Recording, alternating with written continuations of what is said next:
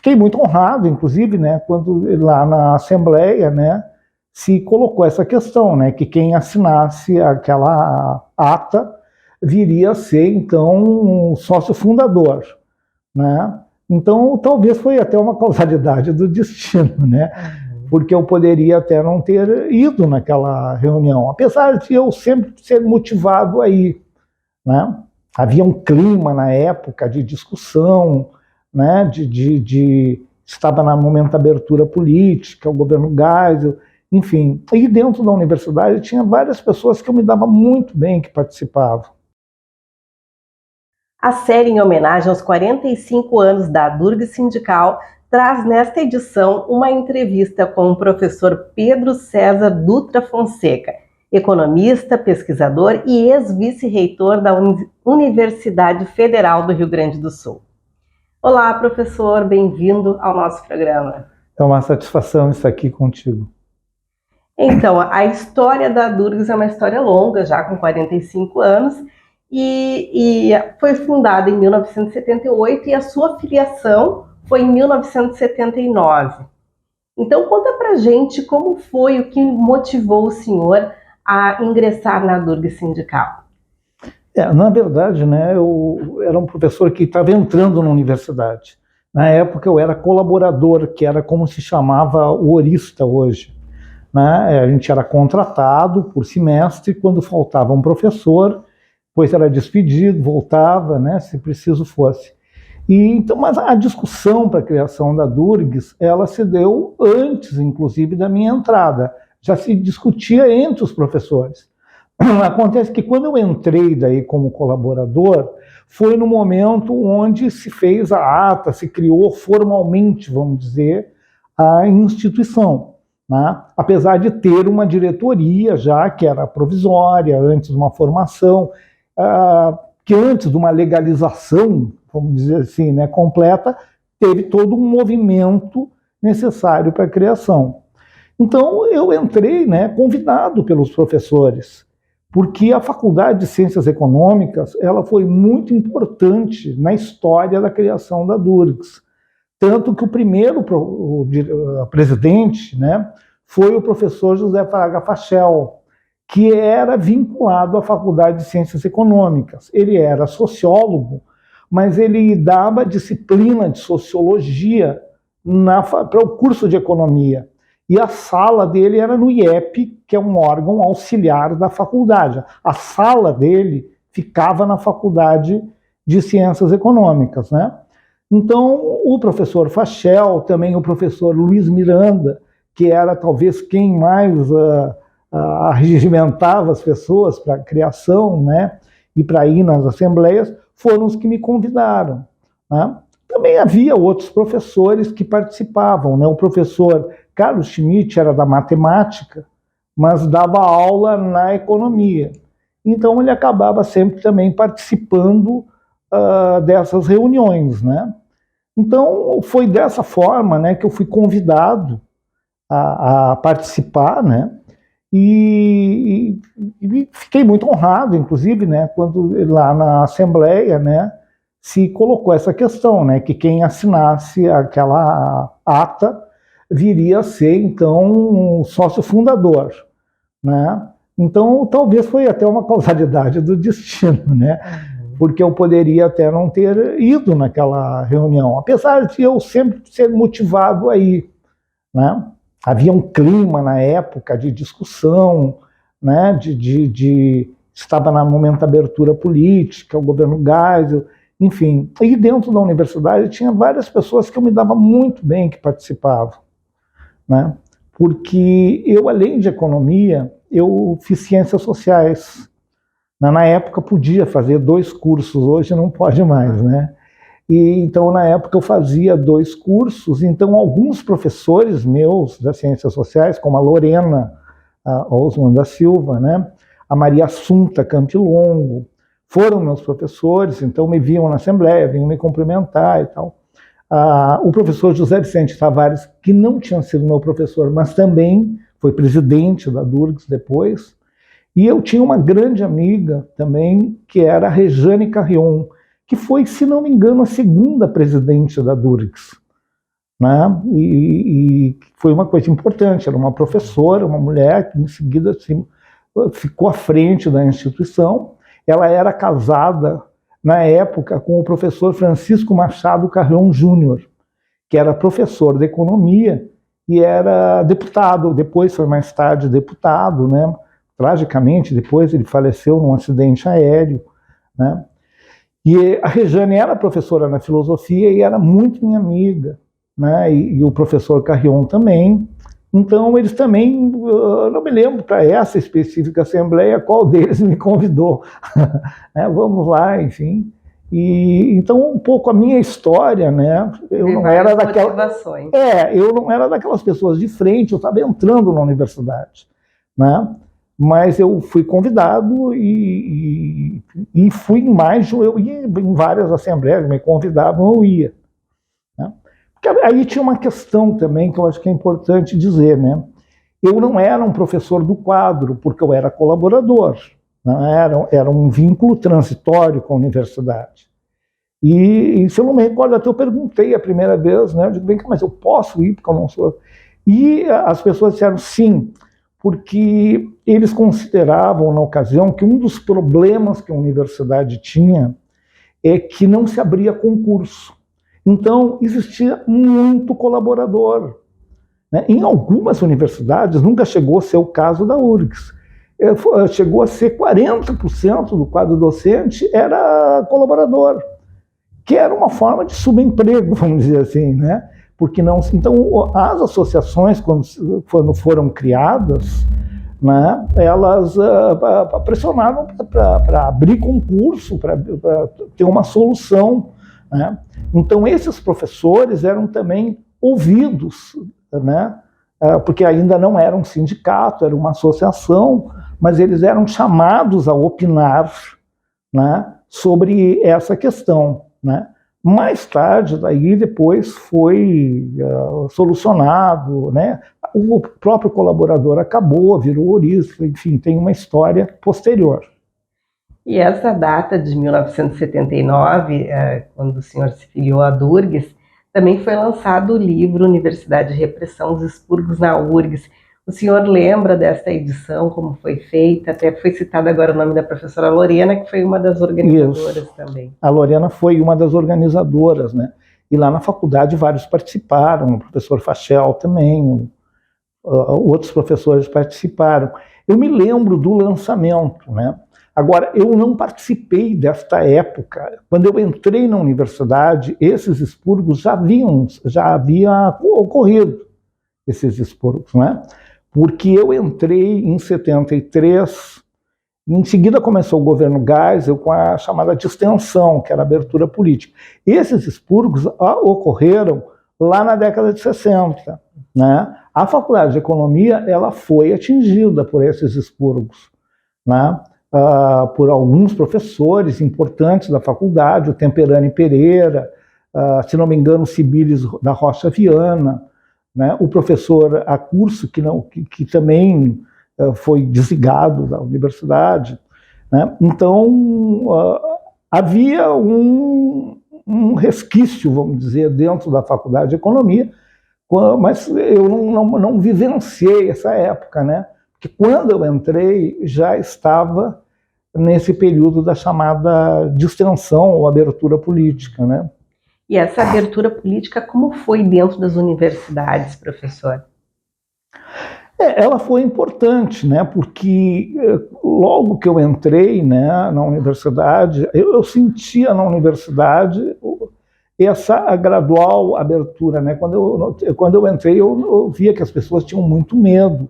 O diretório acadêmico da economia foi fechado porque editou um jornal que criticava a reitoria, aquelas coisas de estudante, né? Criticava o ensino, enfim, e foi fechado o diretório acadêmico, né?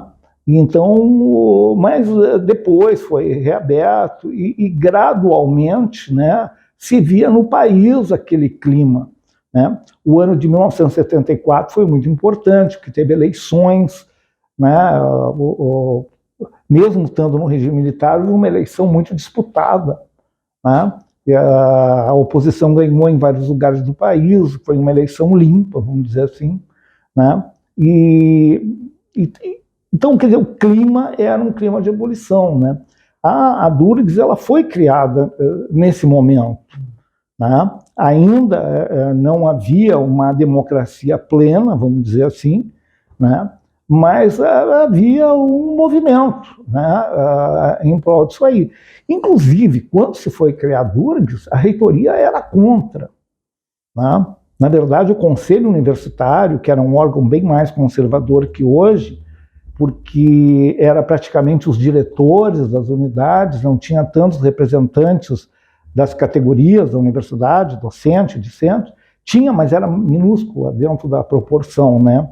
Isso aí só mudou com o estatuto novo que se fez na universidade, que eu participei daí já como diretor da faculdade e que foi na gestão do professor Elgio Trindade, né? Mas isso já nos anos 90, né? Então, lá naquele momento havia uma resistência que hoje a gente até admite como natural, né? Porque você tinha medo, o que vai acontecer com uma associação, né? Os professores vão... Mas depois essa resistência, aos poucos, né, foi acabando, né?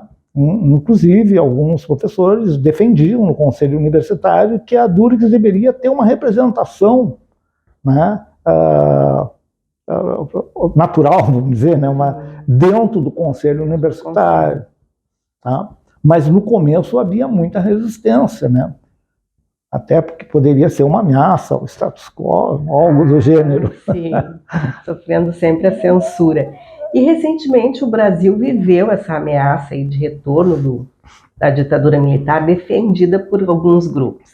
Então, na sua opinião, é importante relembrar a memória da ditadura, de que forma a educação pública contribui para a defesa da democracia?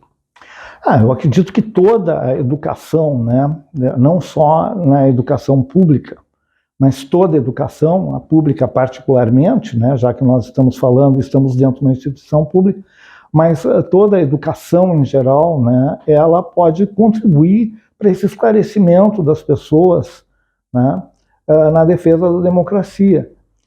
Há uma contradição, né, nessa questão das pessoas que criticam a democracia, porque elas se valem, né, da democracia, estou dizendo quase um chavão, um lugar comum, né, elas se valem da democracia, né, do direito de expressão, etc. e tal, para pedir o fim da própria democracia. Né? Inclusive com manifestações que em qualquer ditadura seriam proibidas, e as pessoas sumariamente presas. Nem era com processo, como hoje, vai para o Supremo, vai se discutir julgamento com direito à defesa. Né? Agora, imagina a situação da esquerda, né? Ou nem vou dizer esquerda, das pessoas que eram oposição, ameaçar chegar no Palácio do Planalto com o governo Geisel, né? Ou com o governo Médici, numa passeata querendo invadir as instituições. Isso é uma coisa impensável. Não só naquela época, como hoje e em qualquer país do mundo. Né? Imagina que isso vai acontecer, né? Quer dizer, como aconteceu nos Estados Unidos também, né? E há uma reação, né, em torno disso. Tá? Mas, felizmente, né, essas coisas ficaram e tendem a ficar na história. Esperamos, né? Estamos otimistas. E neste período de 2004 a 2008, o senhor foi vice-reitor da URGS.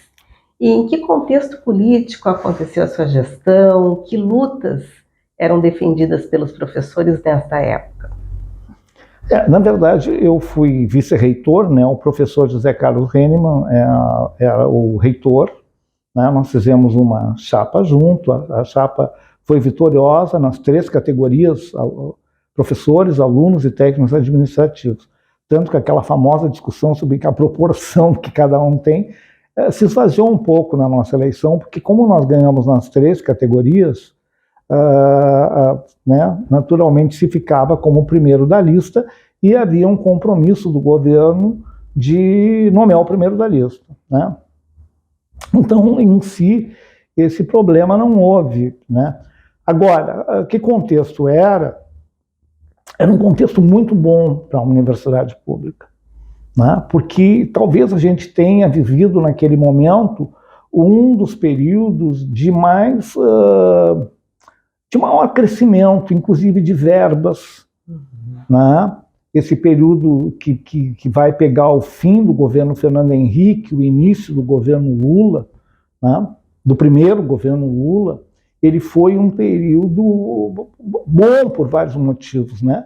Porque também era bom para a economia brasileira, né? O Brasil tinha superávit primário naquele momento, ali começou também a questão da China comprar commodities, né? A inflação estava baixa, né? Um déficit público controlado praticamente no Brasil, a ponto de se ter superávit, né? Então foi um momento que a economia brasileira estava bem, a política estava bem, porque se vivia numa democracia plena, indiscutível, né? Não houve nenhuma contestação a nenhuma eleição, nem a do Fernando Henrique anteriormente e nem a do Lula posteriormente, né? Isso foi feito dentro da maior regra democrática de civilidade, né? Então foi um momento muito bom, entendeu? Então a gente pôde também dentro da universidade construir várias coisas, né? No campus do Vale, na parte da saúde, no hospital de clínicas, no hospital veterinário, né? Se pôde várias obras, vamos dizer, que já vinham de gestões anteriores, né? Mas elas puderam também ser implementadas, né? Projetos que havia. Então, assim, foi um momento muito rico, acho, da universidade, né? Aquele momento, né? Se deu, em parte, pela gestão, pelos pró-reitores, pela liderança do reitor, mas também é verdade que a gente vivia num momento diferente, né? Uhum. E falando sobre este primeiro governo Lula, e agora, professor, qual é a expectativa para este terceiro mandato do presidente Lula em relação à educação pública? Qual é a sua avaliação? Porque nesse período aí teve o governo Dilma, depois o governo Temer e Bolsonaro, aconteceram muitos cortes no orçamento da educação, e agora qual é a expectativa na sua avaliação? Bom, a expectativa é muito grande. O que é bom e não é bom também, né? É bom no sentido, né, porque eu acho que o ser humano ele vive muito de expectativa, né? A gente precisa crer nas coisas. Uma coisa ruim que estava acontecendo no Brasil era a descrença, né? A descrença, inclusive, na educação. As pessoas passavam a achar que não valia a pena estudar, né? Muitos que se formavam, faziam doutorado, iam para o exterior, houve uma queda na demanda nos cursos de pós-graduação, os cursos em geral de pós-graduação, né? Queda no número de bolsas, né? Não havia concurso para os professores, houve no ensino público e no ensino privado, em geral, diminuição de número de alunos, né? Nos cursos superiores, por causa do financiamento, era muito caro, enfim, né? Então se viveu um período de muito pessimismo, né? Então, de um lado, é bom, né? Porque mudou o discurso com relação à educação, o discurso com relação à ciência e tecnologia, e cria expectativa. Por que eu disse que não é bom? Porque às vezes uma expectativa pode ser frustrada. Né? A gente nunca sabe se as expectativas vão se realizar ou não, né? Isso faz parte da vida. Mas eu acredito, né, ele é um pouco diferente, né, porque quando iniciou o primeiro governo Lula, não havia só a vontade política, houve uma conjuntura também internacional, né, e nacional que propiciou isso, né, que foi, como eu disse, uma mudança, a entrada da China na ordem internacional. É bastante debatido e conhecido, né? Se vivia num período de inflação baixa, de déficit público baixo, até com superávit. Então, havia mais possibilidade, tinha mais graus de liberdade para o governo gastar e implementar, né? Executar um plano de expansão da área. Hoje, me parece que é menor, né? Nós temos menos graus de liberdade para fazer como foi naquela ocasião, né? Mas há possibilidade, isso vai depender da política, não é? De como vai se encaminhar daqui para frente a correlação de forças, os orçamentos, como é que vão ser feitos, né? Agora, a expectativa é muito grande. Muitos desafios no Congresso também. Muito, né? Que é uma diferença que tem, né? Porque o Congresso, o governo do Lula e também o do Fernando Henrique, eles nunca tiveram minoria no Congresso. E não tinha essa coisa de orçamento secreto. Se discutia, se formava alianças, era o que se chamava o presidencialismo de coalizão.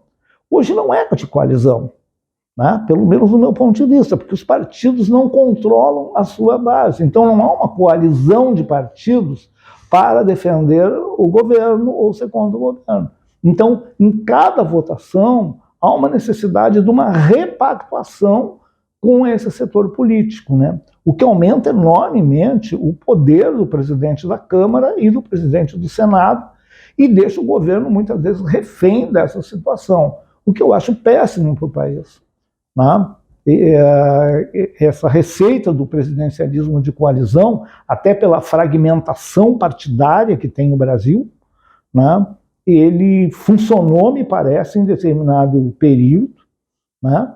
E agora está parando. Ele, nos últimos anos, ele mostra que ele parou de ser funcional. Eu até não vou dizendo que seja bom nem ruim, mas ele parou, né?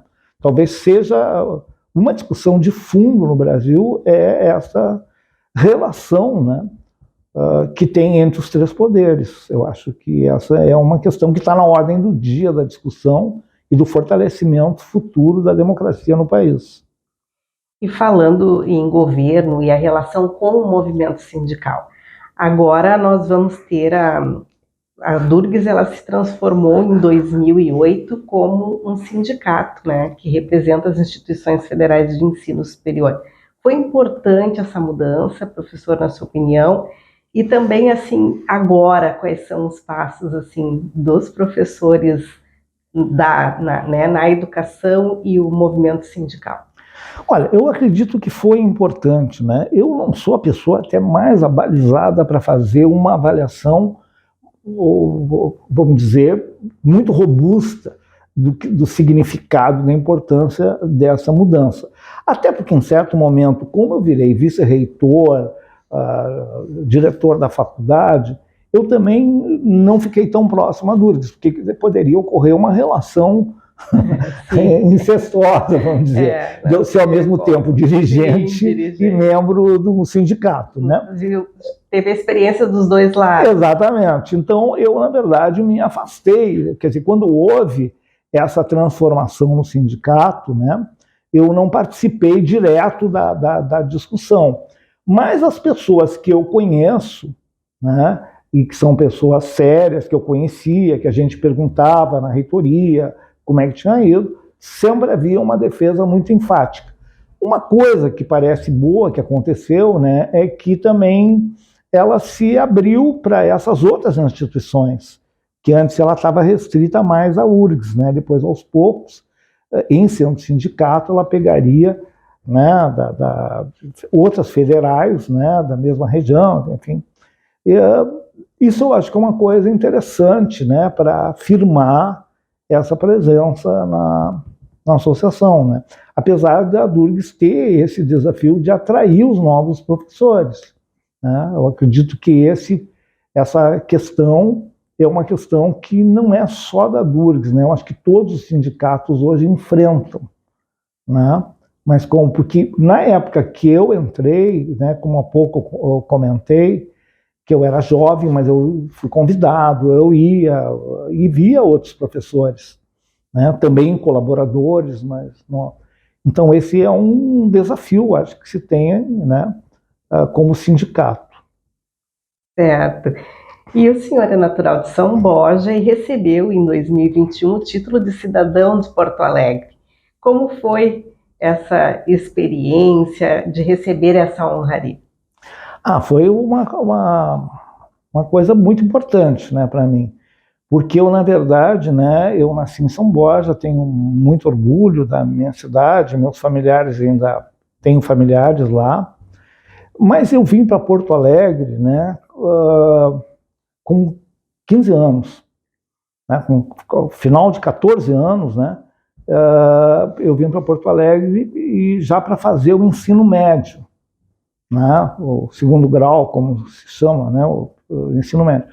Então eu vim já com essa idade e fiquei aqui em Porto Alegre até hoje. Quer dizer, daí fiz o ensino médio, fiz o curso superior, fiz pós-graduação, aqui construí minha carreira, casei, tenho os 2 filhos, tenho neto agora. Então, quer dizer, a minha vida foi feita em Porto Alegre, né? E é uma cidade que eu gosto muito, me ambientei, né? Então, para mim foi uma honra, né? E também, né, essa homenagem que foi feita, foi proposta pelo vereador Mauro Zacher, que depois também faleceu, né, tragicamente também, né, muito jovem, e que deixou, acho que todos os segmentos políticos abalados. Era um político muito respeitado, com trânsito em várias áreas, né? E essa aprovação, inclusive na Câmara, de me dar o título, foi aprovada por unanimidade, né?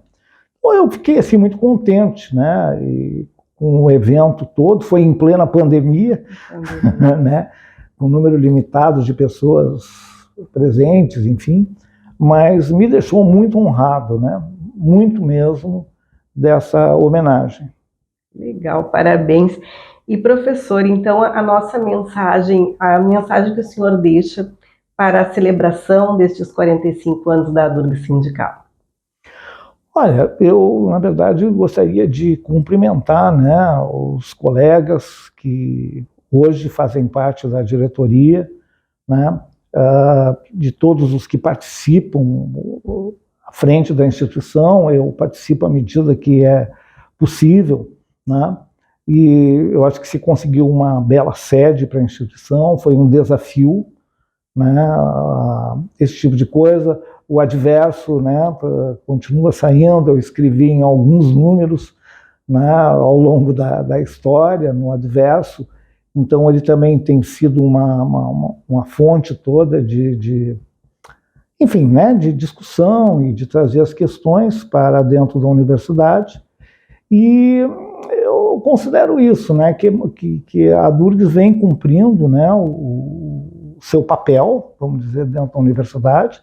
Tem uma assessoria jurídica excelente, né, que é digna de todos os elogios possíveis, sempre muito atilada das coisas que estão acontecendo, dando assistência aos professores, que eu acho uma coisa extremamente importante, né? Então, o que eu poderia, a mensagem que era dizer, né, era principalmente agradecer, né, a esses colegas, né, seja aposentado, seja da ativa, que fazem esse trabalho em prol de todos os professores, em prol de toda a categoria, e no fundo em prol da universidade, né? Eu tenho esse compromisso todo com a universidade, né, porque tem essa história, né, para finalizar. Eu, quando vim estudar aqui, eu falei há pouco, com 15 anos, já fui estudando na URGS, porque eu fiz o ensino médio aqui, eu fiz contabilidade. Na época, a escola técnica era vinculada à universidade, né? Então eu já fiz aqui, eu entrei antes da universidade, né? Eu já fiz aqui o ensino médio dentro da universidade, e aqui fiz a graduação. Eu só saí daqui para fazer doutorado, né? Então eu também devo muito à universidade. Obrigada, então, professor, pela sua participação aqui no nosso videocast da Durga Sindical. Tá certo, muito obrigado.